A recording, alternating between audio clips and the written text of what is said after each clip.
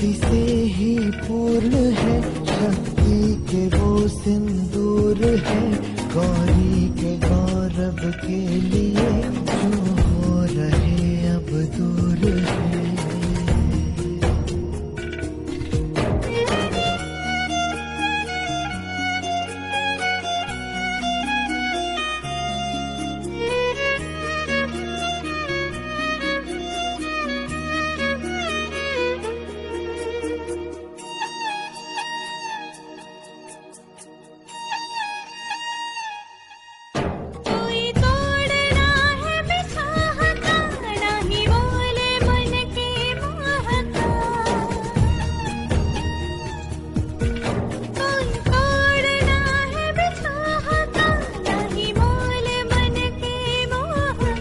शिव जाने क्या है कालिका, अस्तित्व आदि शक्ति का।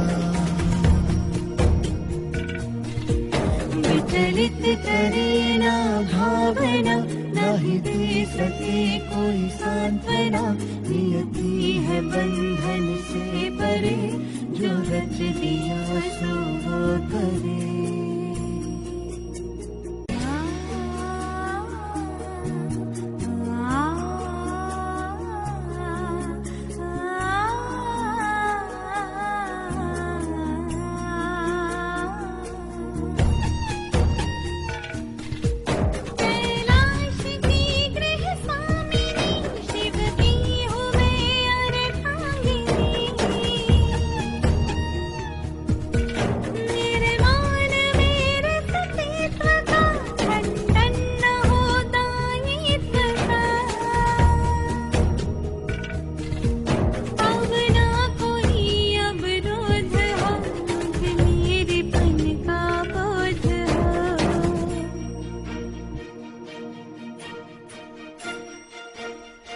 गिरिजा में ऊर्जा शिव से है, गौरी से शिव में शक्ति है, ये दो नहीं है एक है, अनुभूति समाभिव्यक्ति है।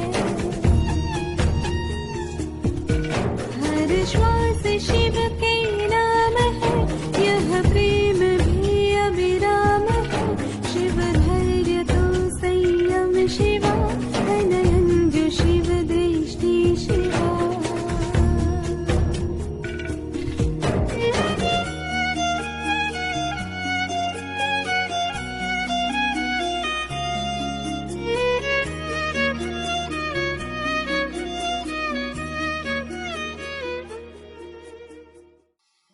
ओम शांति।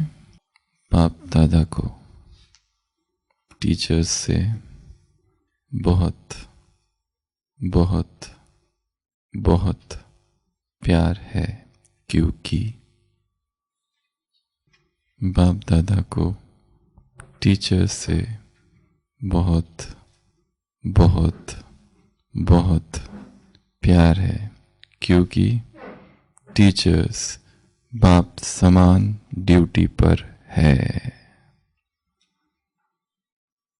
बाप दादा को बच्चों का ऐसा वैसा चेहरा देखना पसंद नहीं। कैसा चेहरा? ऐसा वैसा। अव्यक्त मुरली 3 फरवरी 1974। अब जितना ही बेहद के विशाल स्वरूप की सर्विस तीव्र रूप से करते जा रहे हो, इतना ही बेहद की उपराम वृत्ति तीव्र चाहिए। आपकी बेहद की उपराम वृत्ति अर्थात वैराग्य वृत्ति विश्व की आत्माओं में अल्पकाल के लिए होगी, तो अपने सुख से वैराग उत्पन्न करेगी, तभी वैराग के बाद समाप्ति होगी। अपने आप से पूछो, क्या हमारे अंदर बेहद की वैराग वृत्ति रहती है, जो गायन है कि करते हुए अकर्ता, संबंध संपर्क में रहते हुए कर्मातीत, क्या ऐसी स्टेज रहती है कोई भी लगाव ना हो और सर्विस भी लगाव से ना हो, लेकिन निमित्त भाव से हो? इससे ही कर्मातीत बन जाएंगे। अब अपने कार्य को समेटना शुरू करो। जब अभी से समेटना शुरू करेंगे तभी जल्दी संपन्न कर सकेंगे। समेटने में भी टाइम लगता है। 74 में बाबा ने कहा है कोई भी लगाव न हो। तो हम साधना कर रहे हैं किसकी? वैराग्य की। और वैराग्य में सबसे बड़ी बाधा कौन सी है? मोह, आसक्ति, लगाव। कल हमने कुछ बातें देखी थी, 10 बातें देखी थी। कौन कौन सी?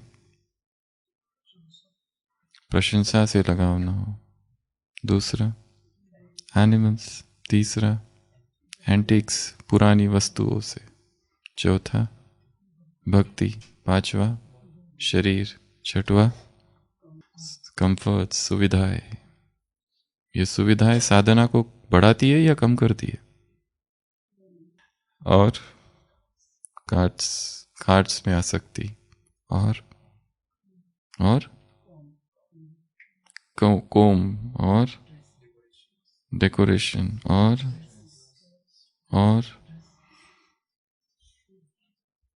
आज हम 10 बातें और देखेंगे। इमोशंस में भी आसक्ति होती है। एक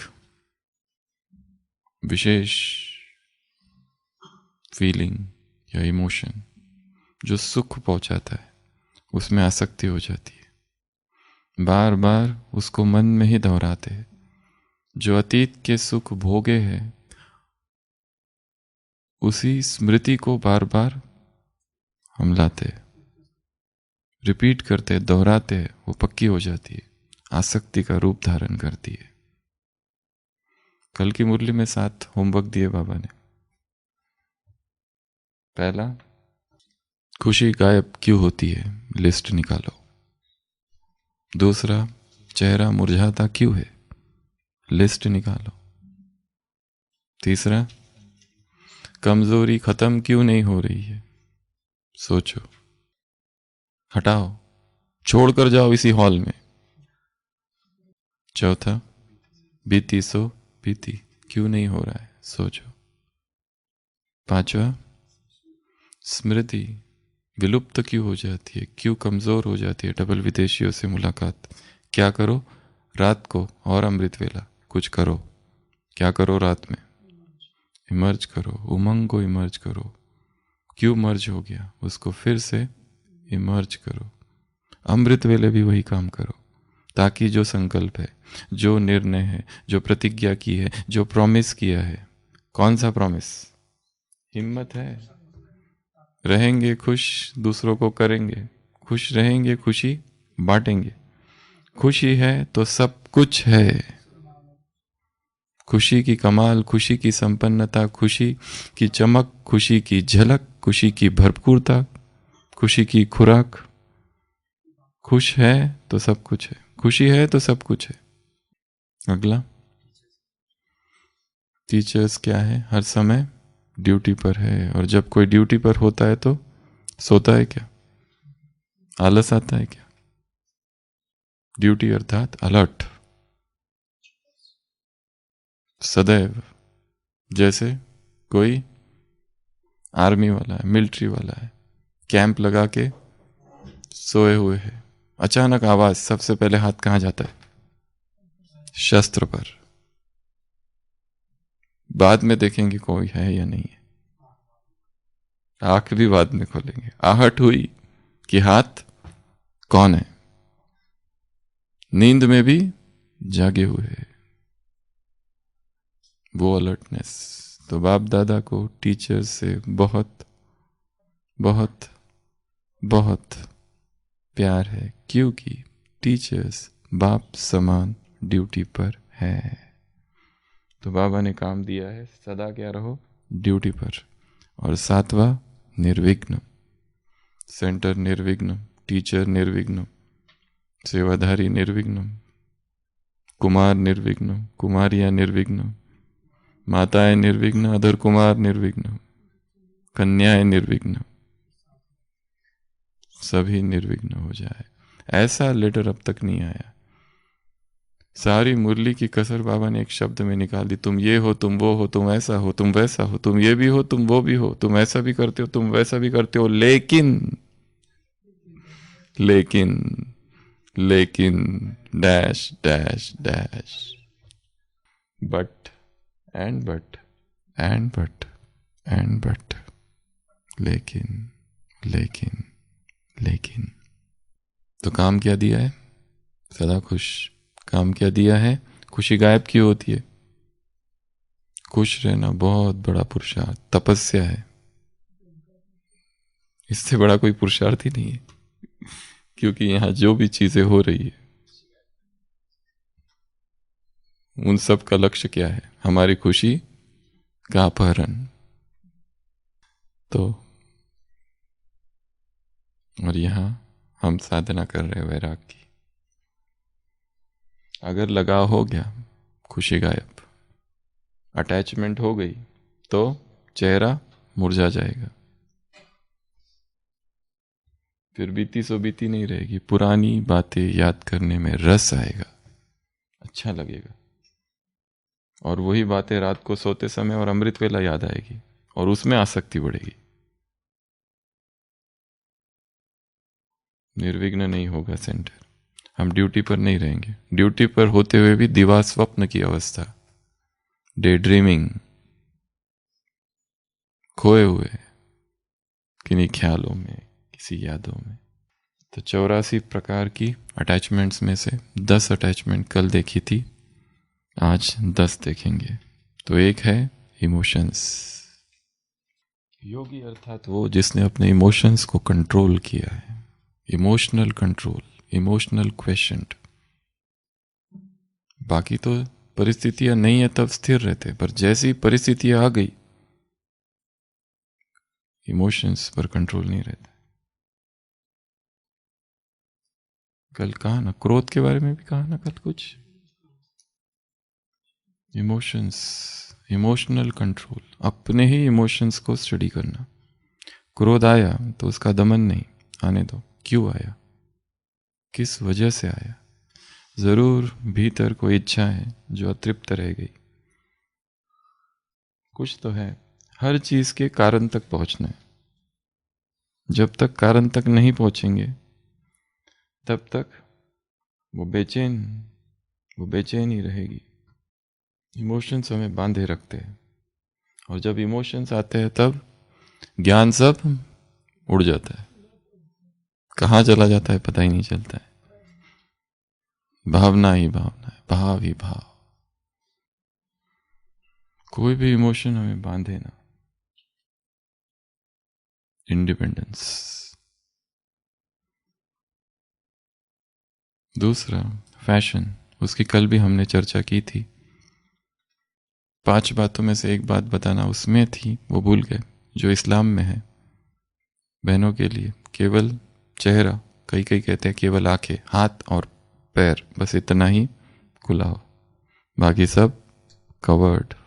फर्नीचर, एक विदेशी भारत आता है, एक योगी के यहाँ जाता है, उसकी कुटिया में कुछ भी नहीं है। वो कहता है आपके पास कोई भी फर्नीचर नहीं है आपके घर में? वो योगी उससे पूछता है आप कौन हो? वो कहता है मैं विदेशी हूं। किस लिए आए हो? यहाँ घूमने फिरने आए। तो तुम्हारा फर्नीचर कहाँ है? वो कहता है फर्नीचर मैं क्यों रखूं, मैं विदेशी हूं, मैं घूमने आया हूं, मैं फॉरेनर हूं। वो योगी कहता है मैं भी फॉरेनर हूं, मैं इस घर में ही फॉरेनर हूं, मैं इस शरीर में ही फॉरेनर हूं। फर्नीचर से भी बढ़िया अटैचमेंट होती है। गेम्स बहुत अच्छी बात है, खेल कूद, स्वस्थ रहने के लिए, परंतु ये एडिक्शन ना हो जाए, ज्ञान योग छोड़ के बस इसी के पीछे ना लग जाए। अब जीतनी है, ट्रॉफी जीतनी है, ये जीतना है, वो जीतना है। और उसमें फिर डिजिटल गेम्स का एडिक्शन, दिन रात छोटे बच्चे मोबाइल पर खेलते ही रहते, खेलते ही रहते, खेलते ही रहते। ये भी एक एडिक्शन है। खेल, सारे सोशल मीडिया प्लेटफॉर्म, कोशिश करके देखो, 1 महीना सब बंद करके देखो और देखो क्या होता है। शांति हो जाएगी। 1 दिन करके देखो। अगला गॉसिप्स, गपशप, झरमुई झगमुई, इधर क्या हो रहा है, उधर क्या हो रहा है, इसने क्या किया, उसने क्या किया। ये सब क्या करता है? ऊर्जा को नष्ट करता है। और इसमें बड़ा रस है। 2 लोग मिल जाए और तीसरे के प्रति जो वहां है नहीं बातें करे। ये वही कर सकते हैं जो जिनके अंदर बहुत खालीपन है, और उनके लिए जरूरी भी है। वो अपना खालीपन मिटाएंगे कैसे? लंबा समय ज्ञान में कोई है, परंतु फिर भी ज्ञान की उस ऊंचाइयों से नहीं भरा है, तो अंदर एक भयंकर खालीपन है। इस खालीपन को भरने के लिए ही व्यक्ति निंदा में उलझता है। किसी की निंदा कर कर थोड़ी तृप्ति होती है, भरे जैसा लगता है, हम भी कुछ कर रहे हैं। झरमुई झगमुई गॉसिप्स, ये भी बहुत एक एडिक्शन जैसा है, आदत है। और हमें पता नहीं चलता है कि बाबा ने कल कहा, होमवर्क कमजोरियों को हटाओ, मिटाओ, कमी को हटा दो, निकाल दो, यहीं छोड़कर जाओ इसी हॉल में। पहले तो ये पता रहना चाहिए कि ये गॉसिप हमारी कमजोरी है। हमारे मुख से व्यक्तियों के लिए वो शब्द निकले जब वो वही निकले उनके एब्सेंस में जो उनके प्रेजेंस में निकले। नहीं तो ये क्या करता है? हमारी ऊर्जा को खींचता है। हमें कल भी कहा था, एक ही चीज है, ऊर्जा का संरक्षण, कंजर्वेशन ऑफ एनर्जी, ये मुख्य लक्ष्य है। कहीं पर भी ऐसी चीजों में हमारी ऊर्जा ना जाए, फिर वो काम बेकार हो सकता है, उसमें ऊर्जा चली जाती है। झरमुई झगमुई हो सकती, कोई व्यक्ति हो सकता है, आसक्ति हो सकती है, कहीं ना कहीं ऊर्जा, भोजन हो सकता है, उसमें ऊर्जा चली जाती है सोचने में उसके बारे में। उसके बाद में इंफॉर्मेशन में भी सूचनाएं, हाँ इंफॉर्मेशन पता रहनी चाहिए क्या क्या हो रहा है, बस उसके बहुत गहराई में, डिटेल में वो सब नहीं जानना है। अगला इंटरनेट भी क्या है? एक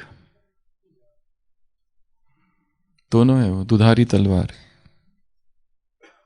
चाहे तो कोई उसमें से बहुत कुछ अच्छी चीजें ले सकता है, या तो संपूर्ण पतन इंटरनेट के कारण हो सकता है, संपूर्ण पतन। तो जाल है, नेट मतलब ही जाल, अंतरजाल, इंटरनेट, उसमें जाना और वापस आ जाना, वो चक्रव्यूह है। जाना तो आसान है, परंतु निकलने के लिए बहुत मुश्किल है। सारे महारथी एक साथ आक्रमण कर देते, क्या करेगा अभिमन्यु? बेचारा कितना असहाय है। सब लोग योग में बैठे और किसी का मोबाइल बज जाता है, तो सारे लोग जिस तरह अभिमन्यु पर आक्रमण करते थे उस तरह देखते हैं, उस नजर से। ये इंटरनेट ऐसा है। इसलिए एक लक्ष्य रखना है। इंटरनेट, गूगल का जो सीईओ है उसने एक बात कही है, do not go online without purpose. बहुत अच्छी चीज कही है। बिना पर्पस के कभी भी इंटरनेट, सोशल मीडिया पर नहीं जाना है। लक्ष्य है, बाबा ने ये कौन सी बात कह दी, अच्छा ये बात कही है, ये रूप बसंत, क्या होता है ये रूप बसंत? हाँ, इसकी कहानी ढूंढनी है तो जाओ, ढूंढकर हो गया, वापस आ जाओ। कोई क्लास सुनना है या कोई गीत सुनना है या कुछ चाहिए, कोई मैटर, कोई इंफॉर्मेशन, कोई सूचना, कोई ज्ञान की पॉइंट चाहिए, उसमें गए, ढूंढा और वैसे ही वापस आ जाओ, क्योंकि आजू बाजू में सुहावने दृश्य बहुत ज्यादा है। ये भी देख लूं, वो भी देख लूं, ये भी कर लूं, वो भी कर लूं, चालू कहां से किया और एंड कहां से हुआ। काम था 5 मिनट का, 2-3 घंटे कब चले गए पता ही नहीं चला। The black hole of YouTube, इसको कहते हैं ब्लैक होल। ब्लैक होल क्या करता है? सक कर लेता है, एब्जॉर्ब कर लेता है, खींच लेता है। इसलिए पहले तो जाओ ही नहीं, अगर जाना भी रहा तो गो विथ पर्पस, कि मैं क्यों इंटरनेट पर जा रहा हूं, किस लिए, पर्पस क्या है मेरा। बिना पर्पस के गए तो डिजिटल दुनिया की अज्ञात नगरी, अज्ञात गलियों में भटक जाएंगे। इसकी बहुत सारी छोटी छोटी गलियां हैं, कुंज गलियां, भटक जाएंगे। इसके लिए नेट पर जाओ तो कैसे, क्या मैं किस लिए जा रहा हूं, उतना करके वापस आ जाओ बस। और एक साथ 2 काम करने के लिए नहीं जाओ, एक बार एक ही काम करके आओ। 2 काम करते करते 10 काम हो जाएंगे फिर। तो नेट भी एक क्या है, एडिक्शन हो जाता है। फिर उसके बाद में घर, लौकिक घर या जहां हम रहते हैं, उससे भी लगाव हो जाता है। एक स्थान पर लंबे समय रहे थे, इसके लिए सन्यासी क्या करते थे, रहते ही नहीं थे, पर अभी रहना पड़ता है। तो रहते हुए भी जिस स्थान पर हम रहते, उस स्थान का बार बार निरीक्षण करना है साक्षी भाव से, 360 डिग्री से। 360 डिग्री व्यू के लिए क्या चाहिए, ऊपर बैठना पड़ता है, पैनोरामिक व्यू, सारा दिख जाए, एकदम ऊपर बैठकर ही देखा जा सकता है। ऊपर बैठ के ही देखना है, ये है, ये स्थान है, आज ये है, कल नहीं रहेगा। आज मैं यहां हूं, कल मैं यहां नहीं रहूंगा, रहूंगी, दूसरी जगह जाना पड़ेगा। कुछ भी तो परमानेंट नहीं है, कुछ भी। तो ये जो स्थान है, इसमें भी बहुत गहरी अटैचमेंट हो जाती है, बहुत गहरी मेरापन आ जाता है और गहरी अटैचमेंट हो जाती है। ये इस पर काम उसको छोड़कर नहीं करना है, वहां रहते हुए ही। एक साधु था जिसने 40 साल तक एक गुफा में तपस्या की, एक ही गुफा में बैठकर हिमालय में। फिर वो नीचे आया और ये गुरु माँ के बारे में सुना होगा, उनसे मिला और फिर उनको लेकर वो वहां गया। तब तक वहां कोई दूसरा सन्यासी बैठ के तपस्या कर रहा था उसी गुफा में। पर उसने कहा ये वो गुफा है जहां मैंने तपस्या की, अब वहां कोई और है, कोई आसक्ति ही नहीं। नहीं तो रहता है ना, ये मेरा तपस्या स्थल है, यहां कोई और नहीं बैठना चाहिए, ये मेरी यादगार है, कॉपीराइट, मेरा योग का स्थान, यहां पर बैठकर मेरा योग अच्छा होता है, वहां पर बैठकर मेरा चिंतन अच्छा होता है।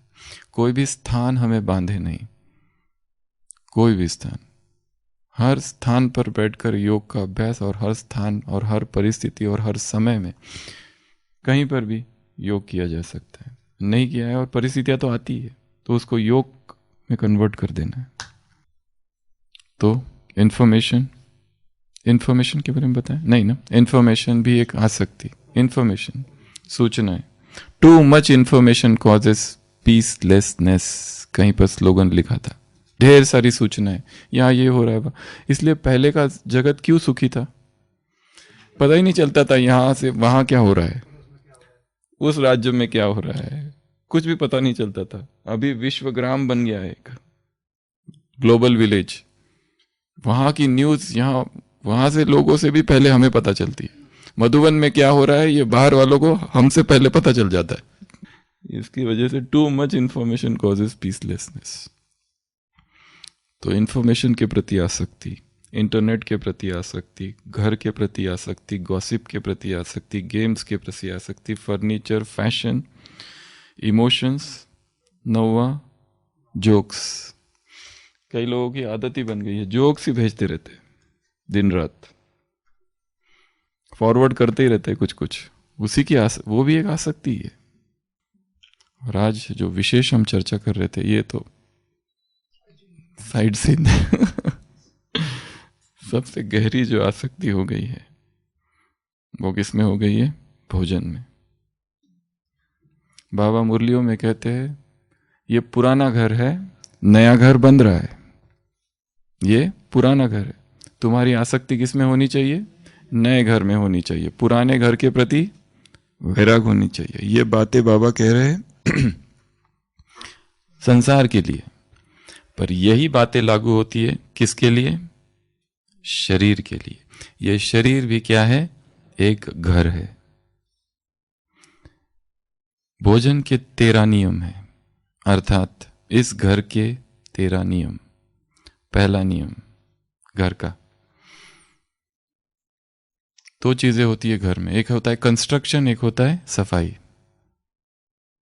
अब इस सफाई और क्लीनिंग के 2 रूल्स, 13 रूल्स है। पहला, यदि आवश्यकता से अधिक सामग्री मकान में एकत्र हो जाए तो वहां मलमा इकट्ठा हो जाता है।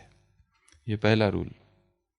घर बन रहा है, रॉ मटेरियल बहुत ज्यादा डाल दिया, डाले ही जा रहे, ट्रैक्टर आ ही रहा है, आ ही रहा है, आ ही रहा है। किस लिए आ रहा है?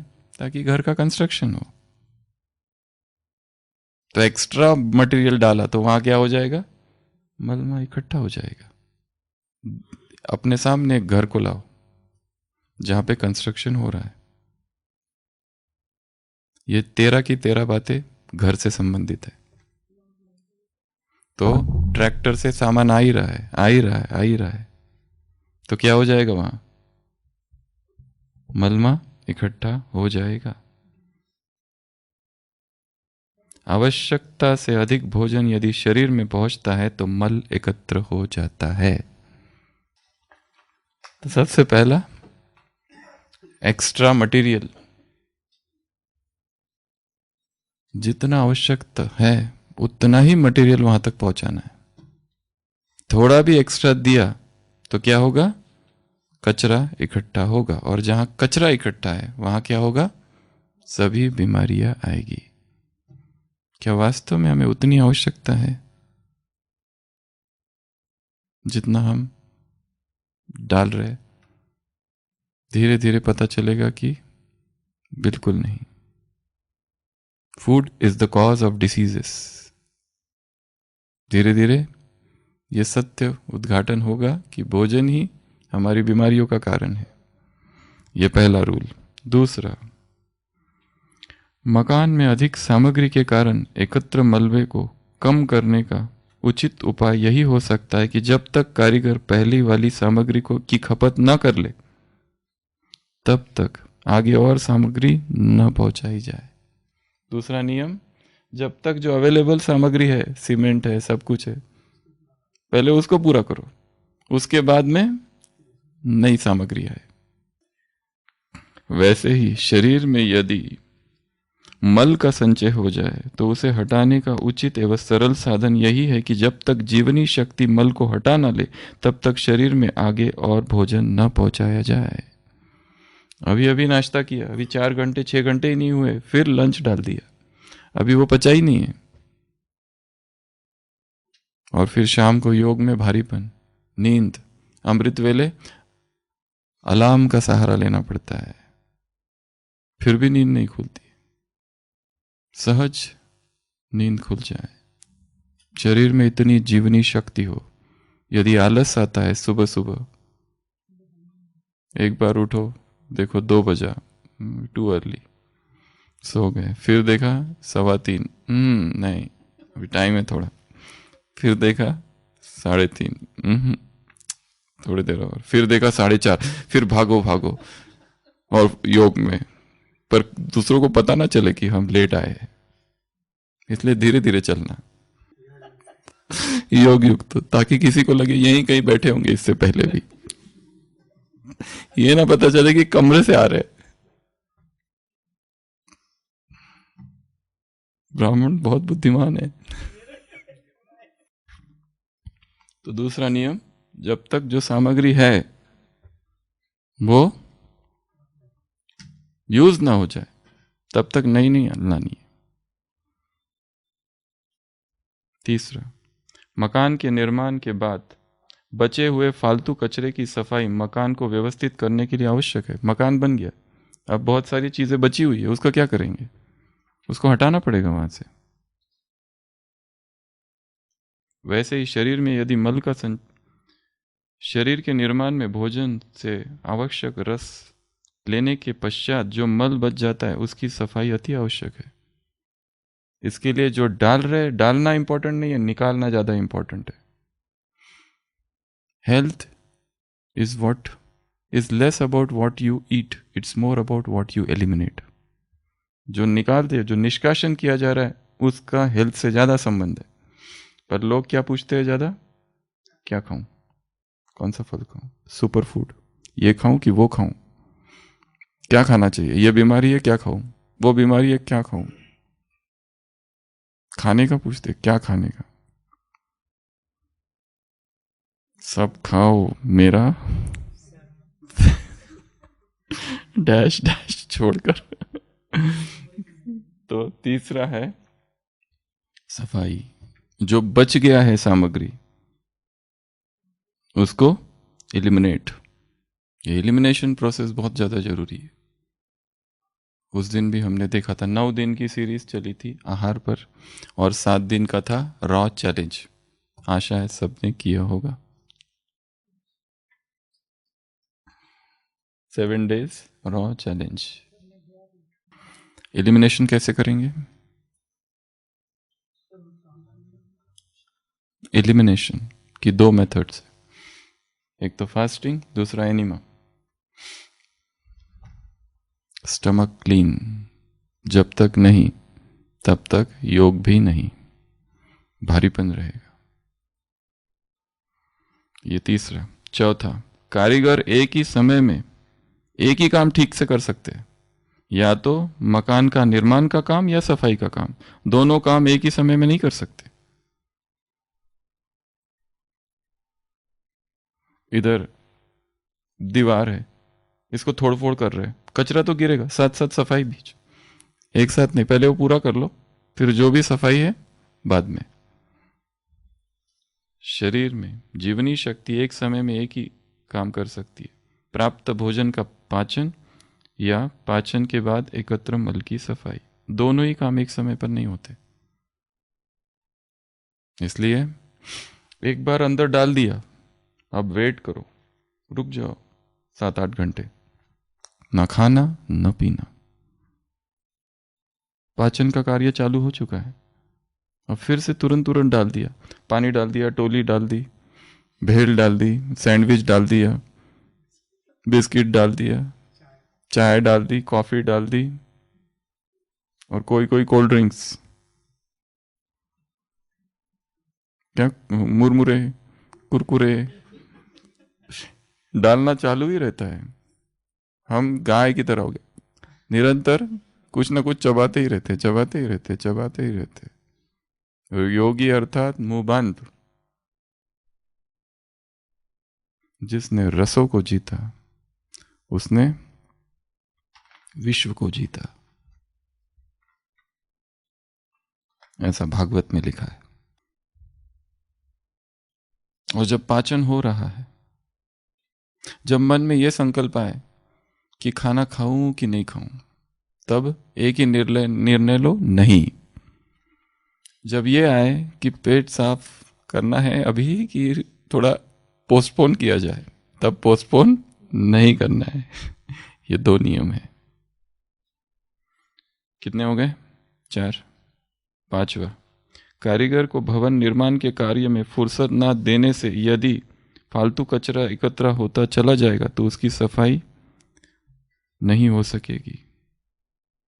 जीवनी शक्ति को भोजन पचाने के काम में से फुर्सत दी जाए, दिए बिना यदि शरीर में मल एकत्र होता रहेगा तो सफाई कभी नहीं होगी। इसके लिए कारीगर को क्या होना है, थोड़ी सा छुट्टी देनी है बीच में, उसको टाइम देना है ताकि वो कंस्ट्रक्शन का काम रोक दे और सफाई का काम करे। अभी डालते ही नहीं जाना है, कंटिन्यूअस। अगला, जिस समय कचरे की सफाई की जाती है उस समय धूल आदि उड़कर आंख नाक आदि में भरकर परेशान करती है। वह धूल झाड़ू की नहीं होती है बल्कि कचरे के कारण होती है। वो कहते हैं जैसे हमने नेचुरल फूड लेना चालू किया, रॉ लेना चालू किया, जूसेस लेना चालू किया, क्या हो गया, हमको उल्टी होने लगी, चक्कर आने लगे, बीपी कम हो गया, वीकनेस लगती है, पेट में गैस, ये हो गया वो हो गया, 1000 प्रकार की चीजें हो गई, वेट लॉस हो गया, ये हो गया, बहुत सारी चीजें हो गई। ये सब क्या है, साइकिक डिस्टर्बेंसेस, इमोशनल डिस्टर्बेंसेस चालू हो गया। एक दिन उपवास क्या कर लिया, उस एक दिन के उपवास में 15 साल पुरानी जो बीती बातें थी वो भी याद आ गई, वो सब याद आने लगा, क्योंकि जो सप्रेस था वो सब निकलता है उसमें फास्टिंग स्टेज में। इसलिए लोग क्या कहते, छोड़ो इसको, ये करना ही नहीं है, हटाओ इसको। तो जब भी डाइटरी चेंज से शरीर गुजरेगा डिटॉक्स सिम्टम्स होंगे। उस दिन चर्चा की थी इसकी डिटेल में, कौन कौन से हो सकते, चक्कर आएंगे, भूख लगेगी, प्यास लगेगी, बीपी कम होगा, उल्टी आएगी, नौशिया आएगा, पेट में दर्द होगा, बहुत कुछ होगा, अच्छा नहीं लगेगा, बेचैनी होगी, थर-थर कंपन होगा, बाल, ये वो। तो ये सब क्या है, डिटॉक्स सिम्टम्स है। जिस तरह जीवनी शक्ति शरीर में मल निकालती है उस समय शरीर में ढीलापन आता है, कमजोरी आती है, चक्कर आता है, सिर दर्द होता है। यह सब मन के उभार के कारण होता है, भोजन के अभाव से नहीं। एक दिन अनाज नहीं खाया तो एकदम कमजोरी आ गई, वो अनाज न खाने से नहीं आई, वो जो मल संचित था उसका ये डिटॉक्स सिम्टम है, और ये होना ही चाहिए। ये नहीं होता है तो उसके बाद साफ फर्श पर झाड़ू लगाने से धूल उड़ने का प्रश्न ही नहीं। जिसके शरीर में मल ही नहीं है, टॉक्सिन्स ही नहीं है, वो फास्ट में ऐसे जाते और ऐसे आराम से वापस आ जाते। फास्टिंग करते हैं पर कुछ भी नहीं होता है, पता भी नहीं चलता है, सारे काम कर रहे, सारा कार्य चल रहा है, ना वेट लॉस होता है ना कुछ होता है। होता भी है 2-3 किलो, तो जैसे बाहर निकलेंगे, एक ग्लास जूस पी लेंगे, तुरंत वेट गेन हो जाएगा।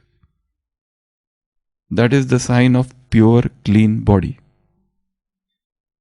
जिसमें कोई डिटॉक्स सिम्टम्स नहीं होंगे। फास्टिंग स्टेज में ऐसे जाते आराम से और निकल के भी वापस आ जाते। पर जो टॉक्सिन से भरा हुआ शरीर है वो जैसे ही उपवास करने जाता है एकदम भयंकर रिएक्शन होती है। इसलिए वो कहते हैं कि नहीं, ये छोड़ने की वजह से हुआ, इसलिए इसको हटाओ, वापस वही चालू कर देते, सफाई का काम रोक दिया। ये दो बड़ी इंपॉर्टेंट चीजें हैं कि तो धूल उड़ रही है सफाई करते समय, वो जो धूल है वो कहाँ की है, जिस समय कचरे की सफाई की जाती है उस समय धूल उड़कर आंख नाक आदि में भरकर परेशान करती है। वह धूल झाड़ू की नहीं होती है, किसकी है, वो कचरे की धूल है। और साफ फर्श पर झाड़ू लगाने से धूल उड़ने का प्रश्न ही नहीं उठता है। विकारों से रहित शरीर में भोजन के अभाव से ढीलापन नहीं आएगा, कमजोरी नहीं आएगी, सिर दर्द नहीं आएगा, कुछ भी नहीं होगा। नहीं तो आइडियली तो होना चाहिए, कुछ भी नहीं खाया न पिया, कमजोरी आ गई, पर वो कमजोरी भोजन के अभाव की नहीं है, टॉक्सिन्स की है। इसलिए जो बहुत प्रोलॉन्ग फास्टर्स है, आदत हो गई है उनको फास्टिंग रहने की, वो आराम से फास्टिंग में जाते और निकल के आ जाते। कितने लोग कहते अभी अभी मेरा 3 दिन का निर्जला पूरा हुआ, 3 दिन ड्राई फास्ट। क्या कर रहे थे 3 दिन, घर पे बैठ के सो रहे थे ना, कहाँ सोने को टाइम है, सारी सेवाएं चालू है, भाषण देना चालू, एक ही दिन में 4 भाषण, सारी सेवा, सेंटर की सेवा, ये सेवा वो सेवा, सब कुछ कर रहे, परंतु और ऊर्जा very high level of energy, कोई कमजोरी कोई चक्कर कुछ भी नहीं। हाँ पहले होता था, अब नहीं होता, स्टार्टिंग में ये सब होगा। इंग्लिश में कहते हैं टीदिंग प्रॉब्लम्स, शुरुआत की प्रॉब्लम्स। 8वां, मकान में मलमा एकत्र ना हो, इसका सीधा सा उपाय है कि काम कारीगर रोज अपनी सामर्थ्य के अनुसार कर उसको नित्य उतनी ही सामग्री उसे दी जाए। इस बात का भी ध्यान रखा जाए कि उसको नित्य थोड़े समय के अवकाश देकर सफाई के लिए दिया जाए। उतना ही सामग्री डालनी है जितने की आवश्यकता है, जितनी उसकी कारीगर को बहुत ज्यादा काम नहीं दे देना है। तुमको ये भी खाना करना है, वो भी करना है, अभी ये करो, वो करो, वो करो, वो करो, वो करो। पागल होके एक दिन भाग जाते हैं फिर कुमार, ये भी करो, वो भी करो, ये सब भी करो। वैसे हम क्या करते, सुबह क्या दे दिया उसको, सुबह जूस दे दिया, फिर नाश्ते में क्या क्या दे दिया उसको पोहा दे दिया, फिर उसको चाय दे दी, फिर ब्रेड दे दी, फिर सैंडविच दे दिया, फिर पराठा भी दे दिया, फिर दोपहर में दाल, रोटी, चावल, सब्जी, अचार, छाछ, सलाद, पापड़, ये सब दे दिया। ये हो गया, यहां तक भी ठीक था। फिर उसके बाद में शाम को वापस बाबा पहाड़ी टोली, फिर वो आ गए, फिर उनकी क्लास, फिर टोली मिल गई, फिर वो सब भी डाल दिया, फिर रात का भोजन भी डाल दिया। भोजन शरीर क्या करूं, कुछ समझ नहीं आ रहा है उसको, इतना सारा काम दे दिया। यहां से तो डाल दिया, यहां डालते समय तो हमारा काम पूरा हो गया, हमने डाल दिया, पर यहां काम चालू हुआ है। पूरे शरीर की ऊर्जा अब उसको पचाने में लग गई है, पूरी मस्तिष्क की ऊर्जा नीचे खींची जा रही है पेट की तरफ, इसलिए तो नींद आती है भोजन के बाद। सारा इधर, सारा blood supply, blood flow, energy, सब कुछ इधर, और फिर कमजोरी। और फिर डॉक्टर के पास क्या तकलीफ है, कमजोरी बहुत है, अजीब सी कमजोरी रहती है शरीर। रिपोर्ट सब नॉर्मल है, कहीं कुछ नहीं है, रिपोर्ट में कुछ है नहीं, पर कमजोरी, भयंकर कमजोरी। कुछ ताकत की अच्छी कोई दवा दे दो, बस कोई टॉनिक होगा। खाता हूं वैसे, खाने के लिए खाता हूं, भूख है नहीं, खाना होता है इसलिए खाता हूं। तेल घी थोड़ा ज्यादा खाते हैं ना, कभी नहीं, कभी नहीं। और रोटी को हाँ वो तो लगाते उसको गिनते ही नहीं है तेल या घी, वो रूटीन है। मतलब ये जो कमजोरी है, इसका कारण ये है, कारीगर को बहुत ज्यादा ओवर वर्क कर रहे हो बेचारे। चुपचाप काम कर लेते हैं ना तो कितना भी थोप देते हैं उसके ऊपर। अगला, यदि कभी मकान में कारीगरी को कचरा साफ करने का मौका न लगे तो 1-2 दिन निर्माण का कार्य बंद कराकर कचरा साफ कर देना ठीक है। कभी कभी उनको थोड़ी लंबी छुट्टी दे दो, 2 दिन की छुट्टी दे दो फुल, कितना खुश हो जाएंगे। अगली बार जब आएंगे ना तो ऊर्जा भरी रहेगी उनमें। कभी 3 दिन की छुट्टी दे दो, पर एकदम मत दो, इसका प्रैक्टिस चाहिए। पहले 1 दिन की छुट्टी, पहले तो 12 घंटा, फिर 16 घंटा, फिर 18, फिर 20, और जो प्रैक्टिस करो उस पर जब तक ग्रिप ना आ जाए आगे नहीं बढ़ना है, अच्छी ग्रिप आ जाए। इसलिए कहा ये पूरी भट्टी 84 दिन की, इसमें 16 घंटे तक तो पहुंचना ही है हर एक को। 16 घंटा निर्जला, न खाना न पीना, anhydrous fasting, dry fasting, Hebrew fasting, 16 hours minimum, ये टारगेट रखना। 8 घंटा खाने की विंडो, इस विंडो में जितना खाना है भले खा लो,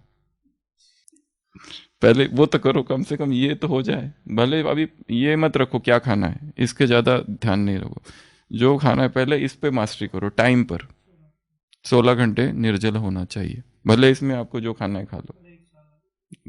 1 साल तो नहीं लगाओ, बाबा ने कहा संकल्प, विदेशियों को कहा रात में इमर्ज करो, सुबह इमर्ज करो संकल्प को, नहीं लगेगा 1 साल। 16 साल तो 16 घंटा तो मिनिमम है। 16 घंटा में ही तो ऑटोफेजी होती है। ऑटोफेजी अर्थात शरीर के जो निर्माण, टूट फूट का कार्य है, वो 16 घंटे के अंदर बिना नहीं हो सकता, और स्वास्थ्य के लिए अच्छा है, और आत्म संयम के लिए अच्छा है, और रीजनरेशन के लिए अच्छा है, बॉडी के बीमारियों से मुक्ति के लिए अच्छा है। ये तो मिनिमम है। 8 घंटा तो बहुत बड़ा टाइम है, ये तो हम कहेंगे शुरुआत है 8 घंटा पर यहां तक पहुंचना है। मिनिमम 16 आवर्स डेली, न खाना न पीना, ड्राई, निर्जल, निर्जला। ये तपस्या का पीरियड समझो इसमें, इसको समझो। ये क्या कर रहा है, ये कारीगर जो है ना, आराम कर रहे हैं या सफाई का काम कर रहे हैं। जब हम खाते नहीं हैं तो पाचन शक्ति किस में लग जाती है? सफाई में। और जब हम खाते ही रहते हैं तो एनर्जी यूज होती रहती है। जब हम बंद करते हैं तो अपने आप सफाई चालू हो जाती है। और सफाई होने के बाद जो एनर्जी आती है वो ऐसी एनर्जी होती है कि किसी व्यक्ति ने आज तक कभी अनुभव ही नहीं की होगी। फर्स्ट टाइम जीवन में एक क्रांति आती है। इतनी ऊर्जा, सोने जाओ तो नींद थोड़ी सी हो गई पूरी।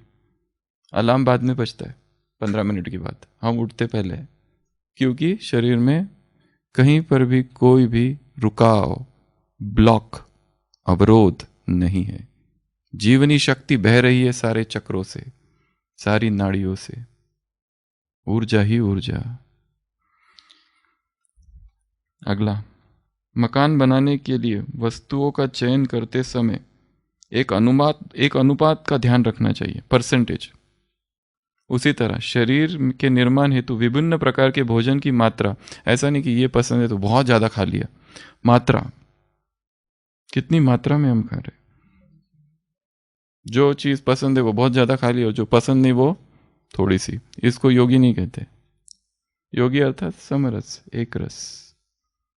तो वो मात्रा। अगला, जितनी सामग्री मकान के निर्माण करते समय लगेगी, निर्माण समाप्त हो जाने के बाद उतनी नहीं लगती। हमारे शरीर का निर्माण 25 वर्ष तक पूरा हो जाता है। बच्चों को भरपूर खाए जितना खाना है। एक बार शरीर का निर्माण हो गया, अब खाली मेंटेनेंस चाहिए उसको। और मेंटेनेंस में ज्यादा नहीं लगता है, उतना खर्चा थोड़ी ना आता है जितना खरीदने में। लैपटॉप खरीदा वो ज्यादा पैसे लगा, बाद में मेंटेनेंस में उतना खर्चा नहीं आएगा। उसी तरह शरीर एक बार बन चुका है, अभी खाली मेंटेन करना है उसको। उसमें इतना सामग्री की आवश्यकता ही नहीं है जितना हम डाल रहे।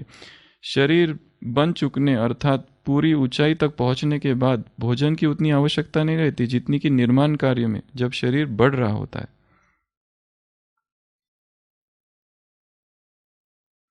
परिश्रम के कारण कोशों की टूटफूट होती रहती। टूटफूट होने जाने के पश्चात उसकी पूर्ति के लिए परिश्रम के बाद भोजन की आवश्यकता है।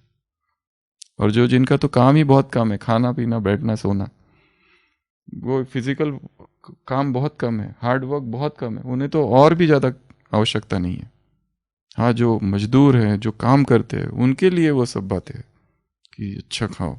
जो कुछ भी नहीं करते, बैठे बैठे सारे काम है, ऑफिस, उनके लिए तो। अगला, मकान एक बार बन गया, बनने के बाद उसकी सफाई की प्रतिदिन पहले से अधिक आवश्यकता है। क्लीनलीनेस की तरफ तो ज्यादा, सारा ध्यान क्लीनलीनेस की तरफ रहना चाहिए। टूटफूट वो जो है ना, बनने का काम हो चुका है, शरीर बन चुका है, अब खाली उसको मेंटेन करना है, उसकी सफाई इज मोर इंपॉर्टेंट। 13वां, मकान के कार्य की अधिकता के अनुसार मजदूरों की संख्या बढ़ाई जा सकती है। जीवनी शक्ति की क्षमता किसी बाहर साधन से नहीं बढ़ाई जाती, इसका तो एक निश्चित अंश ही हमें अपने शरीर की योग्यता के अनुसार प्राप्त होता है। इसकी क्षमता को बढ़ाने का उपाय इसके अनावश्यक व्यय को रोकना है। शरीर की जो जीवनी शक्ति है, जो ऊर्जा है, जो ची एनर्जी है, जो पावर है, वो जहां जहां बह रही है, गॉसिप्स में, झरमुई झगमुई में, इधर उधर की बातों में, काम विकार, ये सारी एनर्जी जहां जहां जा रही है उसको वहां वहां से रोकना है। तो ये थी आसक्ति, ये भी एक आसक्ति है, अटैचमेंट टू फूड। अनासक्त हो जाए चेतना, चाहे कुछ भी आ जाए, कैसा भी आ जाए, हमें कोई आसक्ति नहीं, किसी भी चीज से आसक्ति नहीं। अगर कोई ये कहे कि तुम्हारा फेवरेट क्या है फूड, तो क्या कहेंगे? मेरा कुछ फेवरेट है ही नहीं, सभी फेवरेट है और कुछ भी फेवरेट नहीं है।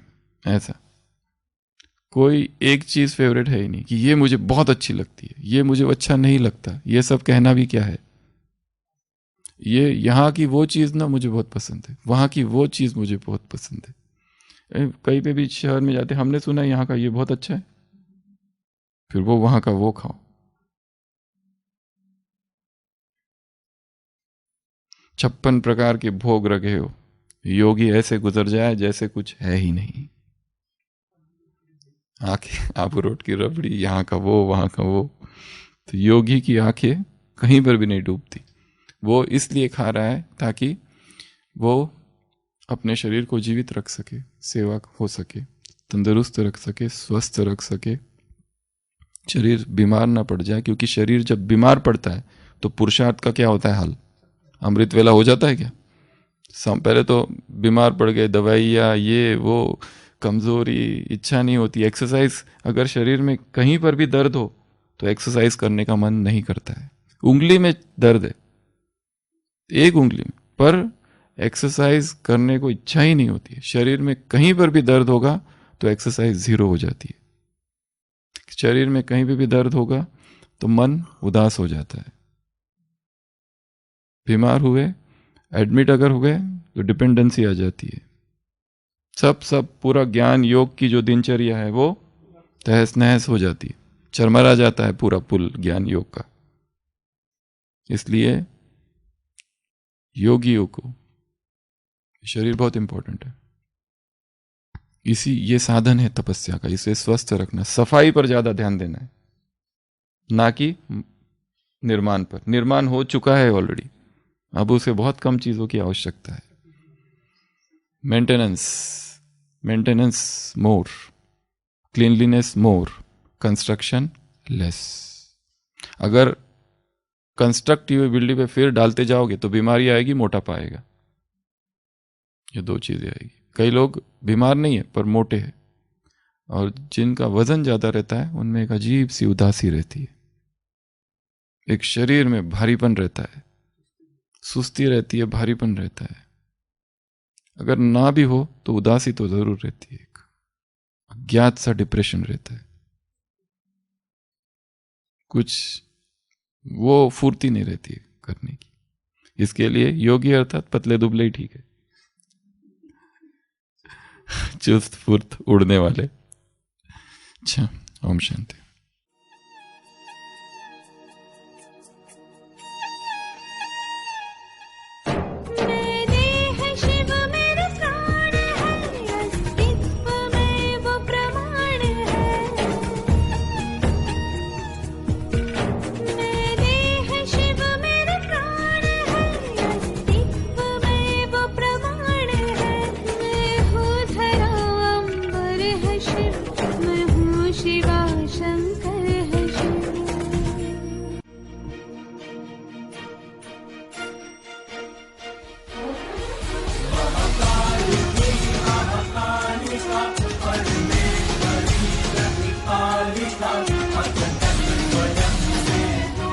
है